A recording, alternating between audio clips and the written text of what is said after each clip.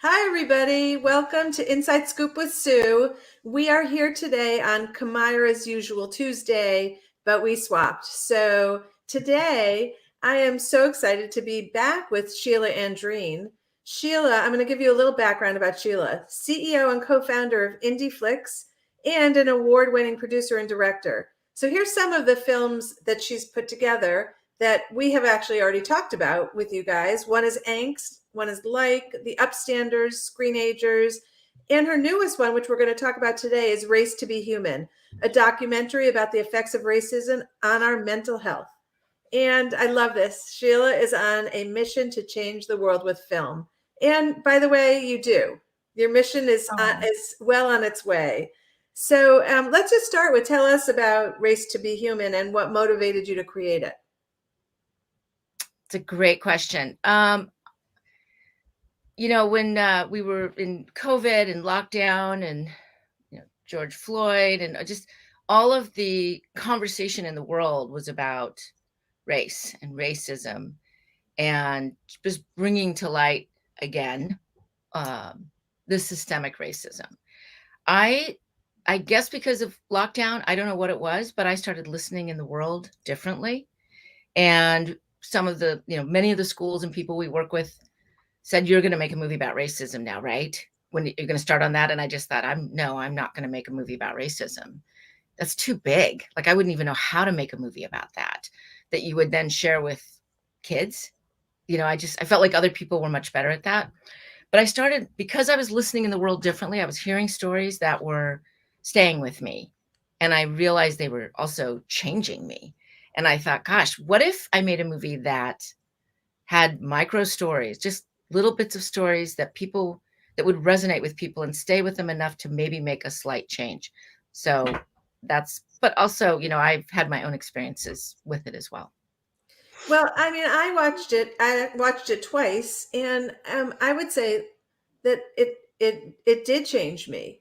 I mean, it's not a terribly depressing thing to watch where you're like overwhelmed by where do I even start. It's kind of accessible, which I think maybe that was your goal, and it worked. For me, it worked. That, Susan, thank you for saying that. That was exactly my intention, was to. Wow. I mean, you nailed it. That's exactly what my hope was, that people would feel like, okay, I can talk about this. I can do something about this. It's not too big. I don't have to be afraid. It's the same thing like with Angst and and the Upstanders, with talking about mental health, depression, suicide. When we can start talking about it, it starts to normalize. We start to make change. But we're talking about it in a healthy way, right? So thank you. I'm so glad. Yeah, well, wow. I think whatever, some expression, I nailed it without even knowing it, because you accomplished your goal really well. So you spoke to a lot of people. Not all of them probably made it into the film. What would you say are the biggest takeaways for parents? Start talking about it when they're little. And I think my friend Susie is in it, and she kept saying, expose, expose, expose, expose your kids to different cultures, different food, different stories, from, like what you read, what you watch, the music you listen to, and diversify your kids' lives, regardless of what color they are. If you're an all-white family going to an all-white school, living in an all-white neighborhood, there are things you can do to bring in other cultures and ethnicity into your world. And I mean, as you show in the movie, school is such a great place to do that. I mean, to celebrate everybody's differences, it gives you a whole different sense of the world. Yeah, I mean, if you think about it, up until recently, we were really just learning in school kind of like just the American history told through a very specific lens. And now that is being evolved to incorporate other lenses on that same history, as well as other ethnicities, right? So that's cool, like to learn, not just do tacos on Cinco de Mayo, but actually learn, which is a lot of the kids shared with me when I asked them, do you learn about your ethnicity in school? And most kids were like, no, we don't. or we do during Black History Month, or we do on Cinco de Mayo. Nothing for Ramadan, nothing for, if you're from Jamaica. Like there's so much opportunity to learn about all kinds of other cultures. It's rich with things to go after. That is exactly the word that comes to mind for me. The tapestry of our country is its pride and joy. It's rich. It is rich with just experiences for all of us to feel. So you ask the teenagers in the film, when did you realize you were different? And I found that question really interesting, and I found their answers just as interesting. So how were you expecting the responses you got? Yeah, I actually wanted to know if I had an idea of what the responses would be, but I was curious if it was just me, because I'm mixed race. I knew the moment I was not white. I was in third grade, and I had a negative experience, which is why I think we all remember it. And so I didn't know if it was just me, because I never asked anyone that question. So that was my first question, asking anyone of color that I interviewed, when was the first time you realized you weren't white? And they all none of them hesitated.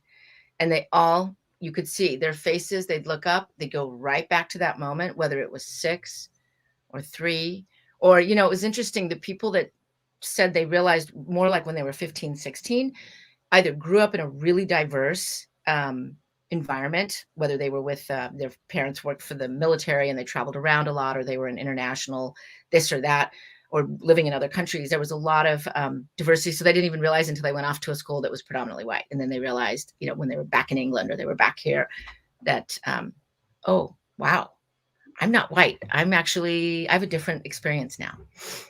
And what was your story in third grade?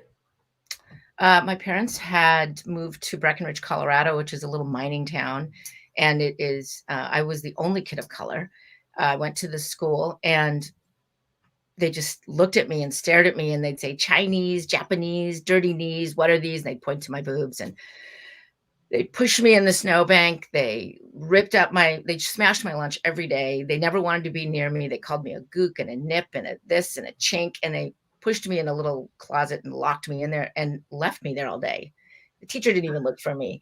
And the teachers would just say, oh, stop it. Stop teasing her. That's not nice, And I'd tell my parents, and that, we didn't talk about it in those days, right? It's like you just try to fit in.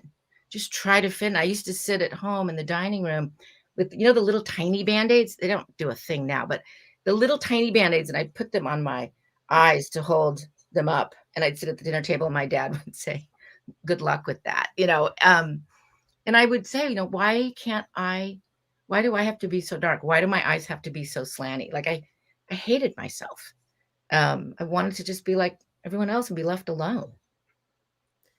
All right. Well, so I want to follow that story's horrible. It is heartbreaking to hear about it, and I'm curious how did you continue? Like, did you switch schools? Did someone intervene on your behalf? Was it a year long? It went on for about a year, and you just learn to like walk over here, hide there, and sometimes they are the long. I didn't know how to stand up for myself. My parents, when I would tell them, they would say, if they act like that, they're not worth having as friends. And it's like, you're not quite getting it. But I did have one friend who,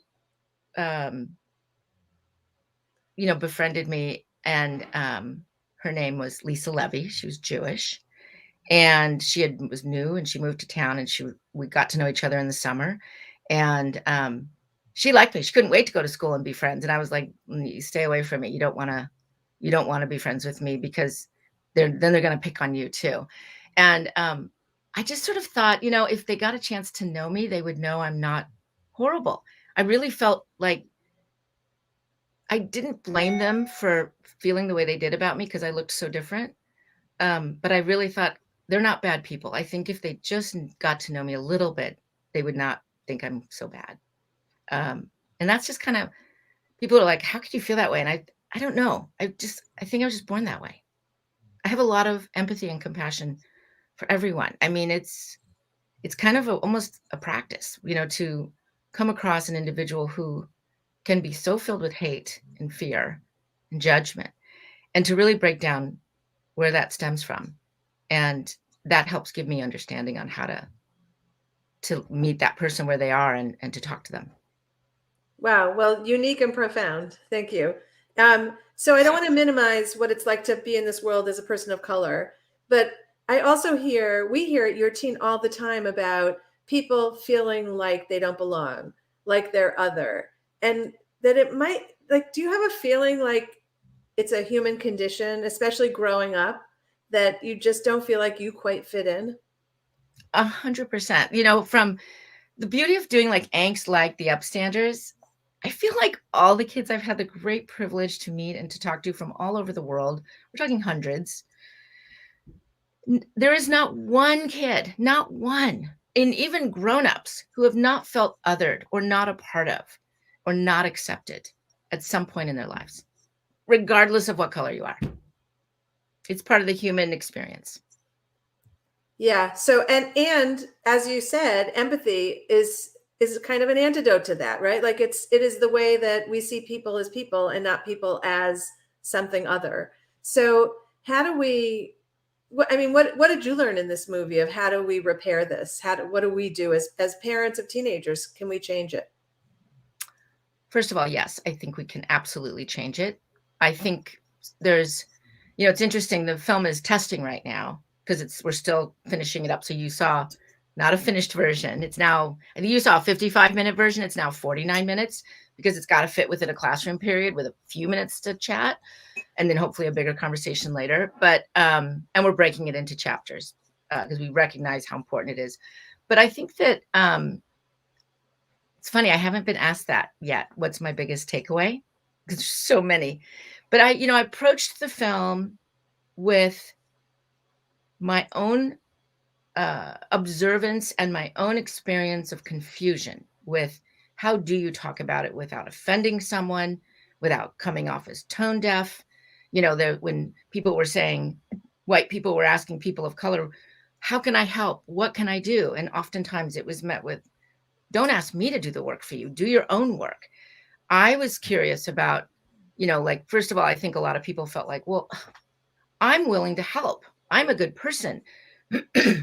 I embrace all ethnicities, and now I want to help, and you're not telling me how I can help.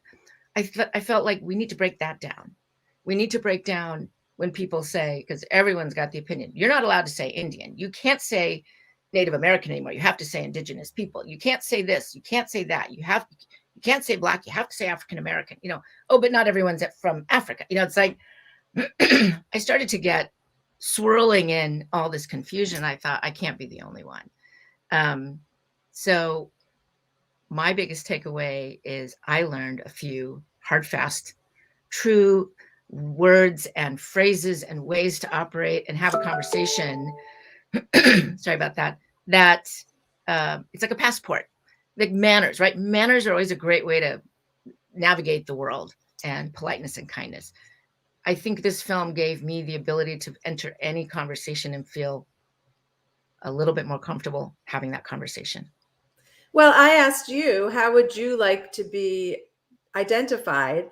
And I put that in my email to you, and I rewrote it several times because I was like, how do I phrase it as person of color?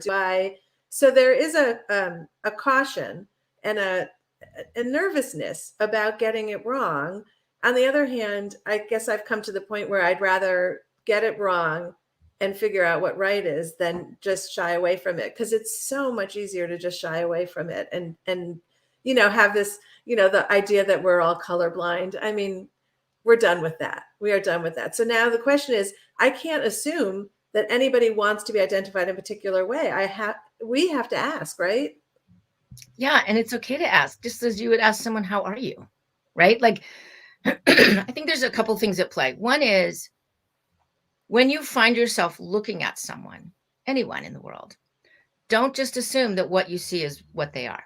There's so many white passing people who are not white. I have a friend, Sylvia, who is 100%, there's no one 100%, but she's all Peruvian, right? Grew up in a completely different culture, speaks another language, ate different food, drank wine at 10 years old at the dinner. Like, it was a different culture. And so it's kind of like, don't assume. And so when you want to know, enter it from a point of curiosity and love, not judgment and fear. And you can always say, what's your ethnicity? And I think that because it's interesting, like, how do you identify is another one, like, culturally, how you identify, which is actually the next movie we're going to make, is, more about like gender, right? And so this one is really, what's your ethnicity? How do you, what do you want me to, how do you want me to refer to you, right? Like, are you Black? Are you African American? Are you Hispanic, Chicano, Latina? What are you? What do you want me to say? How do you want me to refer to you? And then they'll go, oh, I'm from El Salvador. I like to be called this, right? Like, I'm not Guatemalan. They're totally different, right? It's so we don't want to assume. Well, and tell us how you would like that, because you did wonder a little bit how to say it. Yeah, I'm mixed race. I mean, I'm Chinese and Swedish, but I identify more as Chinese because it was such a rich, both my Swedish side and my Chinese side are rich in culture, but I lived more of my Chinese side. My mom comes from a family of 6 girls. We did Chinese New Year's, all the buffets, like it's a big production, right? And my grandmother is, she was Queen Bee and the matriarch of the family. And so that's my dominant side, and that's how I identify. Thank you. Okay, so did anything surprise you about what was said? Yeah. It's not so much that it surprised me, but I was just so appreciative to learn this, is that kids, and these kids, like whether they're 12 or they're 19 or 20, or even some, I think 1 or 2 is like 20, 21, 22. Every single one of them who have experienced thousands of microaggressions through their entire life are still unbelievably filled with hope and light and positivity that things can change, and they are resilient, and they have the patience of a saint, and nobody realizes it. I think that their own families do, but I think that the average person, people that they interact with, doesn't realize how strong they are. And are And they feeling like things hurt. are? I'm sorry, say that again. And how hurt they are, but they push beyond that. They just keep going. So to me, that is hope that we can make change for the future, because that's more upstream. Where if we can start teaching kids how to have these conversations in a healthy way and break social loading and the media input and generational input and the systemic, that infrastructure, I think that my films, it's a film of definitions told through micro stories. And my hope is that when people start talking, of all ages, people of all ages, and we start making those tiny changes within ourselves, that is addressing the very bottom of the pyramid of hate, where microaggressions are, our attitudes, our words, our phrases, the sort of what you'd call the harmless sort of acts of racism. If that goes unchecked, that's how it starts to rise to the higher levels, all the way up to genocide, where, trying to solve it from that level is just almost impossible. It's just more war. I also want to say, we're all getting it wrong. I mean, we've all lived with certain language and assumptions and things that we're learning now. I mean, we called it a master bedroom. We're trying to change that now, right? So to me, we changed our baseball team from the Indians to the Guardians, and people were like, that's so silly. And, not to some people, right? Like, really not to some people. And the cost to us to do that, so zero. I know. And I will say, I love that you brought that up, because I started thinking we're going to have the film also, we filmed so much. I have 40 hours of footage. I filmed over 100 people from all over the world. And it's interesting, the whole cancel culture. We're going to have an episode about that, which I know kind of dips into other topics, but I believe, yes, let's take certain monuments down or change them and put them in a museum. Let's own and be accountable for our past, and let's learn from it, and let's evolve and make new memories, new history, new monuments that really represent who we are today and our growth. I think if you destroy it and it doesn't exist, it's harder to see our progress. That's awesome. That's true. Like, we don't have to dismantle it and disappear it. We could reframe it. That's awesome.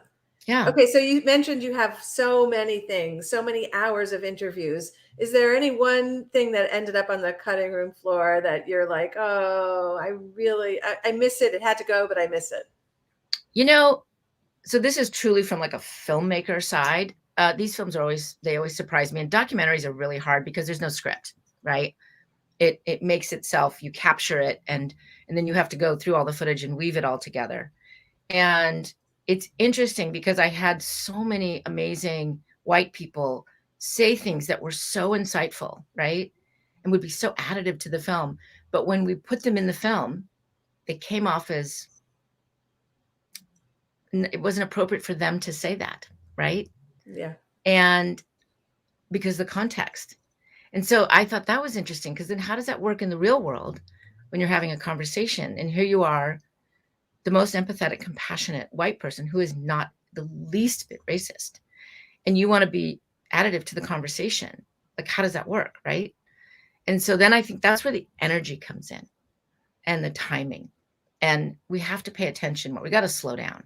We're just moving so fast, and we're just like this, on our phones. And I think we need to look up. We need to look at people as individuals and start to really be. The beautiful thing about a movie is that you get an audience for at least 49 minutes of active listening.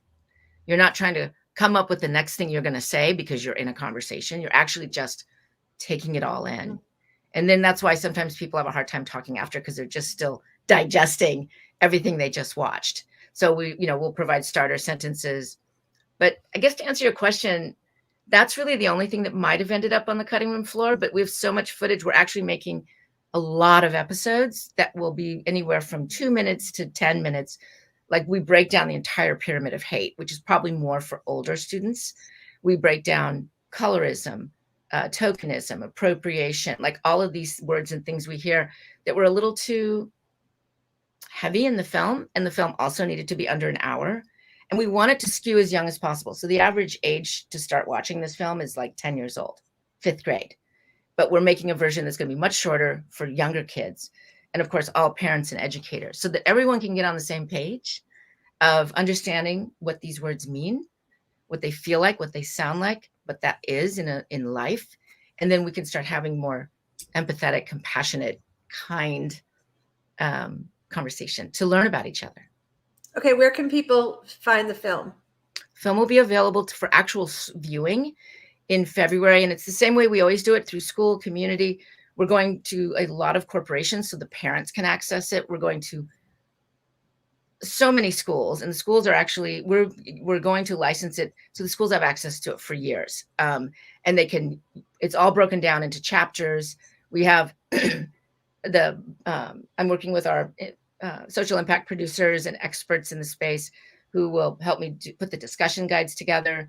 We have a program for counselors and educators to sort of unpack stuff before they actually start having conversations with students. So you can just go to IndieFlix.com and you can find it there. And we're also going to be doing sort of big public screenings to invite people to as well, to raise awareness. So we'll be doing events. So sign up for your newsletter and you'll get all the information. Yeah.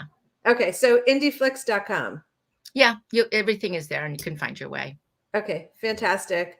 All right, Sheila, it's always such a treat to get to talk to you. Thanks for getting up so early, and have a great holiday with your family. Oh, everybody happy holidays, everyone. Thank you, Susan. Nice chatting again.